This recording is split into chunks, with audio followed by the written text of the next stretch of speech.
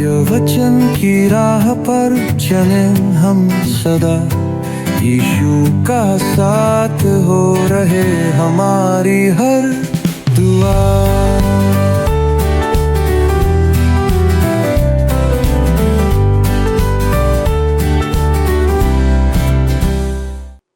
प्रिय दर्शकों, आप सभी को प्रेम भरा नमस्कार और आज के सत्य वचन बाइबल अध्ययन में आपका स्वागत है। मुझे पूरा विश्वास है कि आप बड़ी ही बेसब्री से इस प्रसारण का इंतजार करते हैं, क्योंकि यह परमेश्वर का जीवित वचन है जो हमारे जीवन को आत्मिक ऊंचाइयों पर ले जाता है। मित्रों, आज हम मीका नबी के 4 अध्याय के 7वें पद से अपना मनन आरंभ करने जा रहे हैं और हम देखेंगे कि परमेश्वर उस दिन किस प्रकार इज़राइल के सभी बचे हुओं को बंधुआई से वापस लेकर आएगा। आज भी यह भविष्य की घटना है, जैसा कि बहुत से लोग इसे नहीं समझ पाते। तो चलिए मित्रों, हम अपने अध्ययन में आगे बढ़ते हैं और उन भेदों को समझते हैं जो परमेश्वर के वचन में दिया गया है। नमस्कार मित्रों, आप सभी पर हमारे परमेश्वर का अनुग्रह और शांति बहुतायत से बनी रहे। दोस्तों, परमेश्वर के वचन को जानना और उस पर चलना ही हमारे जीवन का उद्देश्य होना चाहिए। इसलिए हम बाइबल अध्ययन पर अधिक बल देते हैं। दोस्तों, आइए हम मीका नबी की पुस्तक के अध्ययन में आगे बढ़ते हैं। पिछले अध्ययन में हमने देखा था कि जिस प्रकार इस्राएल परमेश्वर से दूर चले गया था, उसी प्रकार आज बहुत से राष्ट्र और कलीसियाएं भी व्यवहार कर रही हैं, जो आज हमारे लिए एक चेतावनी है। उन देशों में परमेश्वर के वचन के प्रति अज्ञानता बढ़ती जा रही है। आज हमारी बहुत सी कलीसियाओं की भी यही दशा है।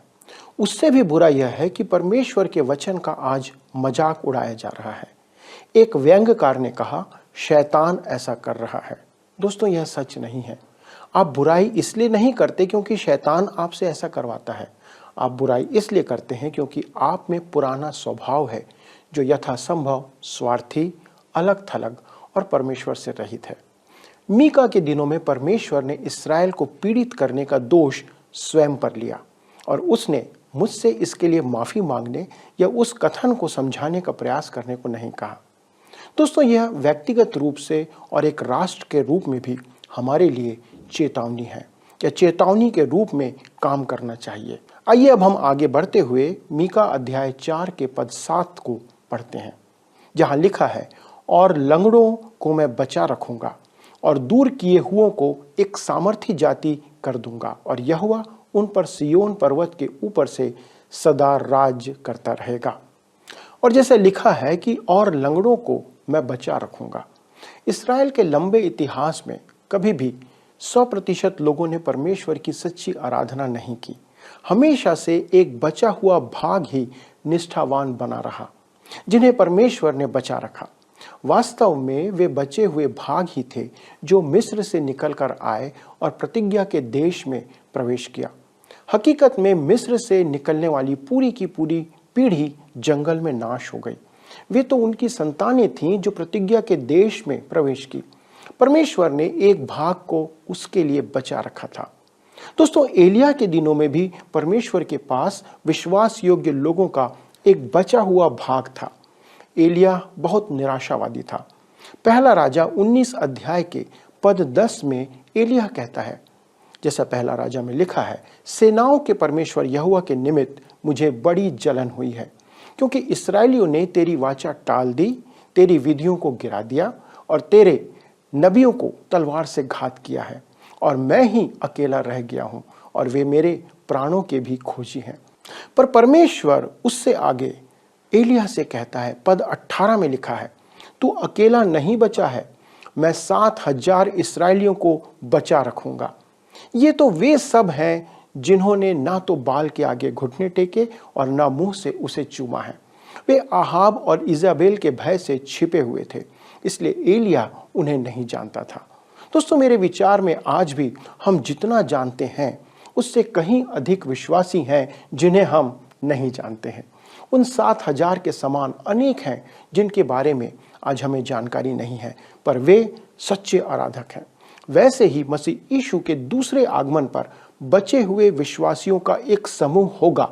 यद्यपि इस्राएल के अगुओं ने मसीह का तिरस्कार कर उसे क्रूस पर चढ़ाया, पर तब भी एक बचा हुआ समूह था जिसने उसे ग्रहण किया था।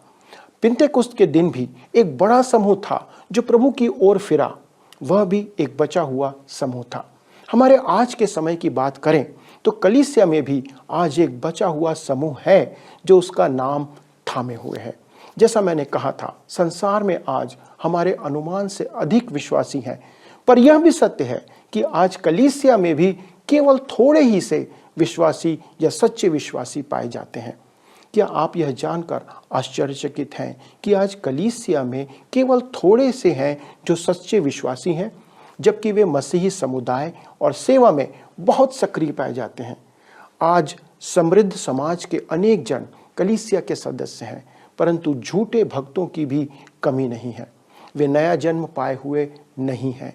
पौलुस इनके बारे में इब्रानियों की पत्री 12 अध्याय के 6वें पद में कहता है, क्योंकि प्रभु जिससे प्रेम करता है उसकी ताड़ना भी करता है तथा प्रत्येक संतान की अग्नि परीक्षा वह करता है। यदि आपके पास कोई धातु है और आप उसे सोनार के पास लेकर जाएं, तो वह उसे आग में परख कर देखेगा कि आपके पास सोना है या कुछ और धातु। दोस्तों, परमेश्वर अपनी संतानों को आग में परखता है। कलीसिया के सदस्यों पर सताव आएगा जो प्रकट करेगा कि सच्चा विश्वासी कौन है और कौन नहीं है। परमेश्वर के पास कलीसिया में भी ऐसे बचे हुए विश्वासी हैं। आज के वर्तमान समय में इस्राएलियों के बीच में भी विश्वासियों का एक छोटा समूह है, शायद हमारे विचार से वह अधिक है।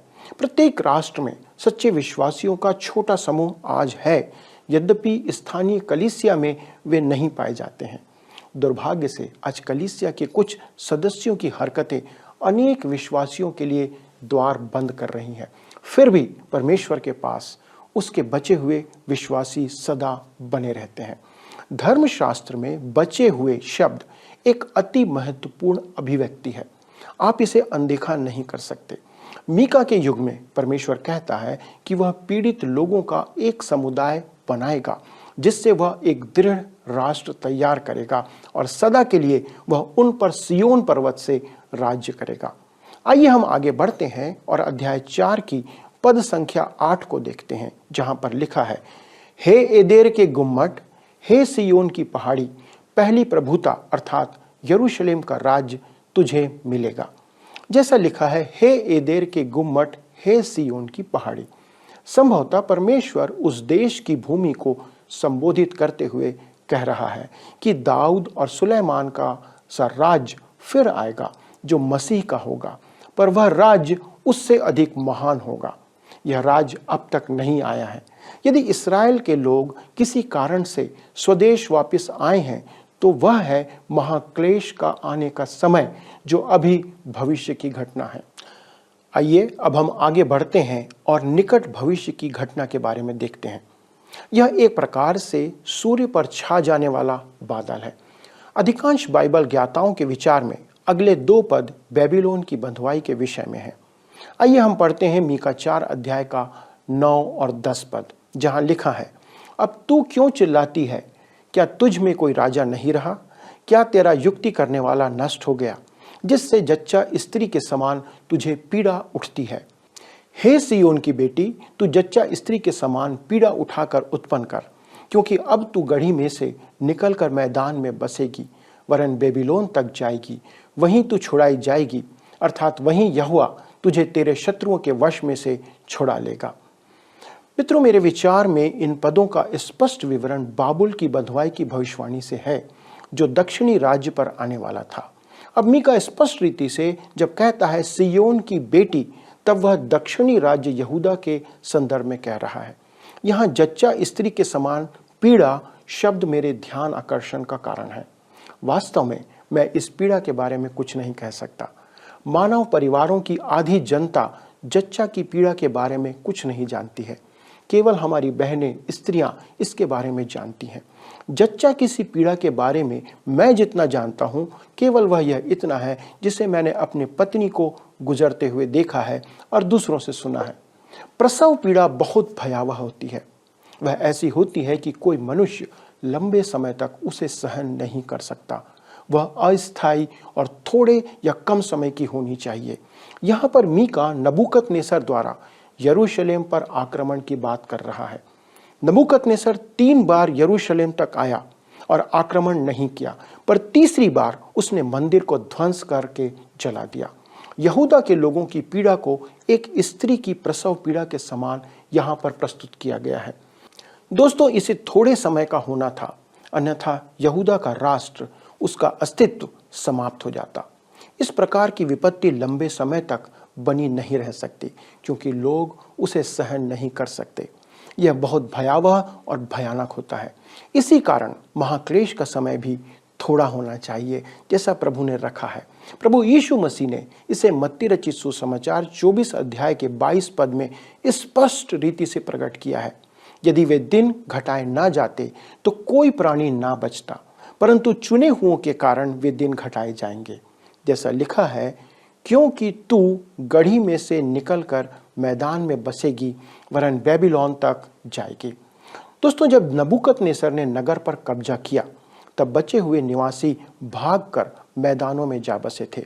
आखिरकार उन्हें बंदी बनाकर बेबीलोन ले जाया गया। यहाँ पर ध्यान दीजिए कि इन 2 पदों में मीका अश्शूर द्वारा इस्राएल की बंधुआई के परे बेबीलोन द्वारा यहूदा की बंधुआई तक की घटना को देख रहा है। यद्यपि वह अगले ही पल उनके छुटकारे का दर्शन देखता है। जैसा हमने पढ़ा है, वहीं तू छुड़ाई जाएगी, अर्थात वहीं यहोवा तुझे तेरे शत्रुओं के वश में से छुड़ा लेगा। यद्यपि वे बेबीलोन की बंधुआई में जाएंगे, पर परमेश्वर उन्हें छुड़ा लेगा। दोस्तों, हम इतिहास पढ़कर जानते हैं कि परमेश्वर ने कुसरू के द्वारा उन्हें छुड़ाया था, जैसा कि यशायाह 44 अध्याय के 28 पद में और दूसरा इतिहास उसके 36 अध्याय के 22 और 23 पद में लिखा हुआ है। मीका जिस बात को यहाँ प्रकट कर रहा है वह यह है कि परमेश्वर के लोगों की जच्चा की सी पीड़ा और क्लेश का अंत आनंद के साथ होगा। आइए अब हम आगे देखते हैं दूरस्थ भविष्य की घटना। दूरस्थ भविष्य के इस अंतिम भाग में दूरस्थ भविष्य में महाक्लेश के समय और विशेषकर अंतिम युद्ध की भविष्यवाणी वह करता है। पर यह याद रखें, यह युद्ध हर्मगिदोन का युद्ध नहीं है। आइए हम पढ़ते हैं इसके 11 पद को। अब बहुत सी जातियां तेरे विरुद्ध इकट्ठी होकर तेरे विषय में कहेंगी, सियोन अपवित्र की जाए और हम अपनी आंखों से उसको निहारें। दोस्तों, जैसा लिखा है, अब बहुत सी जातियां तेरे विरुद्ध इकट्ठी होकर। बहुत सी जातियां, यह वाक्य प्रकट करता है कि मीका बेबीलोन के आक्रमण से हटकर किसी और संदर्भ में यह कह रहा है। बहुत सी जातियां का यरूशलेम के विरुद्ध इकट्ठा होने के बारे में कई अन्य भविष्यवक्ताओं ने भी अपने वचनों में लिखा है, जैसे योवेल 3 अध्याय, जकरिया 12 और 14 अध्याय, यहेजकेल 38 और उसका 39 अध्याय। सभी महाक्लेश के समय हर्मगिदोन के युद्ध की चर्चा करते हैं। अब आइए हम अगले पद 12 में देखते हैं, जहां पर लिखा है, परंतु वे यहोवा की कल्पनाएं नहीं जानते, न उसकी युक्ति समझते हैं कि वह उन्हें ऐसा बटोर लेगा जैसे खलिहान में पूले बटोरे जाती हैं। परंतु वे यहोवा की कल्पनाएं नहीं जानते, न उसकी युक्ति समझते हैं। इसका अर्थ है कि वे नहीं जानते कि परमेश्वर क्या करने जा रहा है। वे आंखें बंद करके इस्राएल के विरुद्ध इकट्ठा हो रहे हैं और नहीं जानते कि परमेश्वर उन्हें दंड देने के लिए वहां एकत्र कर रहा है। और जैसा आगे पद 13 में मीका कहता है, हे सियोन उठ और दावनी कर, मैं तेरे सींगों को लोहे के और तेरे खुरों को पीतल के बना दूंगा, और तू बहुत सी जातियों को चूर चूर करेगी और उनकी कमाई यहोवा को और उनकी धन संपत्ति पृथ्वी के प्रभु के लिए अर्पण करेगी। दोस्तों, हमने पढ़ा, हे सियोन उठ और दावनी कर। मित्रों, संसार की जातियां खलिहान के पूलों के समान ठहरेंगी और इस्राएल उन्हें दावने का काम करेगा। आज इस्राएल एक कमजोर राष्ट्र है और पूरी तरह से वह अन्य राष्ट्रों पर निर्भर है, पर उस दिन प्रभु पर निर्भर होने जा रहा है। जैसा भजन संहिता 75 अध्याय के 6 और 7 पद में लिखा है, क्योंकि बढ़ती ना तो पूर्व से ना पश्चिम से और ना जंगल की ओर से आती है। आगे लिखा है, परंतु परमेश्वर ही न्यायी है, वह एक को घटाता और दूसरे को बढ़ाता है। दोस्तों, उस दिन इस्राएल की सहायता ना तो उत्तर में रूस से आएगी, न दक्षिण में मिस्र से, न पश्चिम में यूरोप और अमेरिका से, और न ही पूर्व में चीन या अरब देशों से। उनकी सहायता परमेश्वर यहोवा से आएगी जो स्वर्ग और पृथ्वी का रचने वाला है।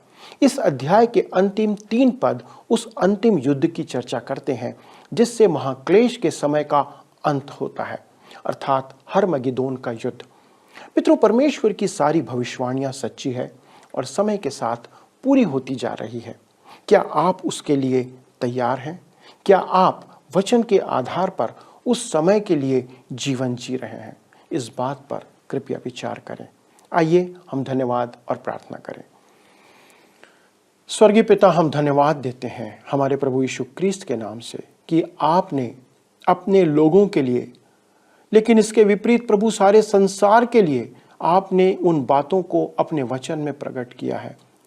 परंतु कितने ऐसे लोग हैं जो इस बात की चिंता करते, आपके वचन को पढ़ते, उस पर मनन करते और जानना चाहते प्रभु कि आपने भविष्य के लिए क्या योजनाएं बना रखी हैं। पिता परमेश्वर, हमारा पूरा भरोसा केवल आप पर और आपके वचन पर है। हमारे दर्शक भी प्रभु हमारे साथ इसलिए जुड़ते हैं क्योंकि वे आपसे और आपके वचन से प्रेम रखते हैं। वे आपके वचन के भेदों को जानना चाहते हैं और हम धन्यवाद देते हैं प्रभु कि आप इस अध्ययन के द्वारा हमारी सहायता कर रहे हैं। प्रभु, हमारी विनती है कि ये वचन जो हमारे कानों से होकर अंदर जाता है वो हमारे हृदयों में बसने पाए और पिता परमेश्वर, हम इसके अनुसार जीवन जीते रहें। हमारा विश्वास और भरोसा केवल आपके वचन पर अंत तक बना रहे। धन्यवाद देते हैं। प्रार्थना को सुनने के लिए इस विनती को प्रभु यीशु क्रिस्त के नाम से मांगते हैं, आमीन। दोस्तों, अगले प्रसारण पर हम इस अध्ययन को आगे बढ़ाएंगे। तब तक परमेश्वर का अनुग्रह और आशीष आप पर बनी रहे। आइए अब हम प्रश्नों को देखें। पिछले प्रश्न का उत्तर है सी, पृथ्वी पर यीशु मसीह के दूसरे आगमन पर। पृथ्वी पर यीशु मसीह के दूसरे आगमन पर महाक्लेश समाप्त हो जाएगा। आज के अध्ययन पर आधारित प्रश्न है, परमेश्वर ने किस राजा के द्वारा इस्राएलियों को बंधुआई से छुड़ाया था? ए राजा कुसरू, बी राजा दाऊद, सी राजा सुलेमान, डी राजा योआश। मित्रों, इस प्रश्न का उत्तर हमें कल सुबह 6 बजे से पहले विकल्प ए, बी, सी या डी के साथ अपना नाम, पता, स्थान के साथ 9651433397 पर SMS या व्हाट्सएप करें। तो मित्रों, आपने देखा कि इजराइल के लोगों की अपने राष्ट्र में वापसी अभी पूरी नहीं हुई है, पर वचन के अनुसार यह एक भावी घटना है। परमेश्वर अपने लिए सदा ही विश्वास योग्य लोगों को बचा करके रखता है। उनके द्वारा ही वो अपनी महिमा प्रकट करता है। एक सुनहरा भविष्य है जो न केवल इजराइल के लिए पर हर एक विश्वासी के लिए ठहराया गया है, जिसमें हम आनंदित रह सकते हैं। आइए इसी विश्वास के साथ हम अपने अध्ययन को विराम देते हैं, पर आपसे निवेदन है कि अगले प्रसारण में इस अध्ययन में आगे बढ़ने के लिए हमारा साथ पुनः दीजिएगा। यदि आप इस कार्यक्रम को दोबारा देखना चाहें तो हमारे YouTube चैनल वर्ड रिसाउंड्स टुडे पर भी देख सकते हैं। प्रभु की आशीष आपके साथ बनी रहे। आपका दिन शुभ हो। धन्यवाद। क्या आपको यह कार्यक्रम पसंद आया? अभी हमें एक मिस कॉल करें और आप अगले विजेता हो सकते हैं।